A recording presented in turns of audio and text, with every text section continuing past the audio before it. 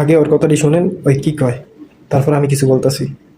মেয়েদেরকে খালি বেশি কাপড় পরাও, তারপর হচ্ছে মেয়েদেরকে তাড়াতাড়ি ঘরে ফেরাও, অন্ধকার হওয়ার আগেই তাদেরকে ঘরে ফেরাও। কিন্তু আমরা এই প্রশ্ন তুলি না যে আমরা কেন মেয়েরা রাত্রে বাহিরে থাকলে আমাদের কেন উপরে হায়নারা অ্যাটাক করবে। একই তো তোর দেখা যাইতেছে না, এত লাইট এই কইরা, কারণ ক্যামেরার লাইটগুলো বেশি পাওয়ারফুল হয়, তাতেও তোর দেখা যাইতেছে না। আর কথা রইল এইটা তো করে স্বাধীনতা দিতেছে না। আচ্ছা ভাই, যারাই আপনাদের কাছে বিনীত অনুরোধ, যারাই ওগরে আটকাইতে চাইতেছেন আটকায় না ভাই। যারা 300 টাকার বিনিময়ে দেহ দুলাইতে চায় তাদের কোনোদিন আটকানো যায় না। ওরা দেহ দুলাক 300 টাকার বিনিময়ে, ওরা রাইত করে বাসায় গেলে কেউ কিছু কয়েন না, এই সাহামেগি করে স্বাধীনতা দিয়ে দেন।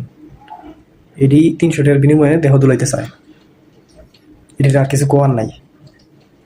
মানে রাস্তাঘাটে ওগরে রাত বেড়াইতে ঘুরতে দিতে হইব, রাত করে বাসায় এলে কিছু বলা যাইব না। আচ্ছা, এই স্বাধীনতা দিয়ে দেন, এরপর যদি আর দাবি করে হয়, আরও কোনো দাবি করে, তাহলে রাজার বাগের গোড়া নিচে দিয়ে দেন।